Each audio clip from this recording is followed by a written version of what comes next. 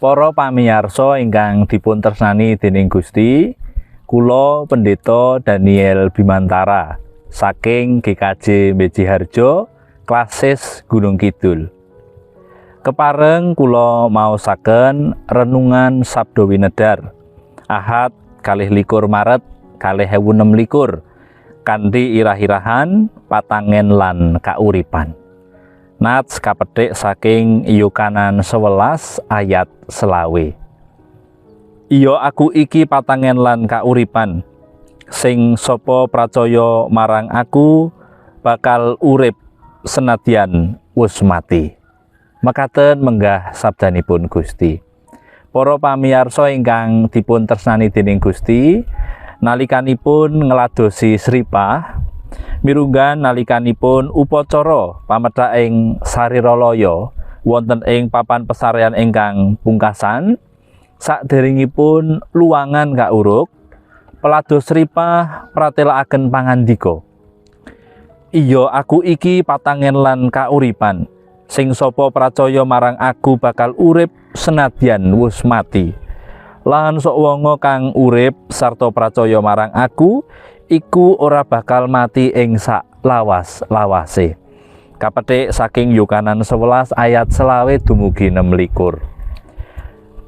Senadyan cekak aos, pratelaning pangandika menika saestu nuwuhaken kekiyatan panglipur tuwin pengajeng-ajeng mirungganipun tumrap Brayadukita. Sinaosa pratelaning pangandikanipun Gusti Yesus menika kebabar nalikanipun Gusti Yesus kepareng nangekaken Lazarus ingkang sampun sekawan dinten kapethak. Boten namung kelampahan nangekaken Lazarus kemawon, ananging ugi nangekaken kapitadosanipun para-para ingkang ngraosaken dukita awit tilaripun Lazarus.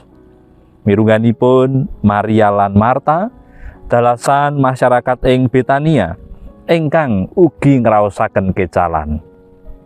Malah-malah awit saking tanginipun Lazarus, para pelayat lajeng manjing pitados ing panjenenganipun Gusti Yesus Kristus.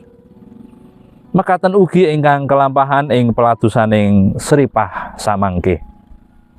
Senadyan tangih lamun anggenipun ingkang pejah tangi malih, nanging pratelaning pangandika menika saestu nyawapi kekiyatan panglipur lan pengajeng-ajeng.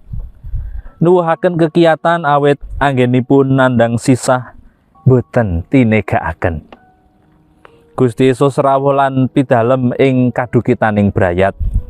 Nuwuhaken panglipur awit Gusti Yesus piyambak ingkang kepareng mengku pejah gesangipun umat kagunganipun. Laras kalian pangandika Rasul Paulus, awit mungguh ing aku urip iku Sang Kristus, dene mati iku kabegjan. Kapethik saking Filipi bab 1 ayat 21. Menika nuwuhaken pengajeng-ajeng bilih kita sedaya padya ingkang sampun pejah menapa dene ingkang tasih gesang, mangkenipun kepareng nampeni gesang langgeng sauger tansah setya tuhu kumandel ing Gusti Yesus Sang patangen lan kauripan. Gusti berkahi.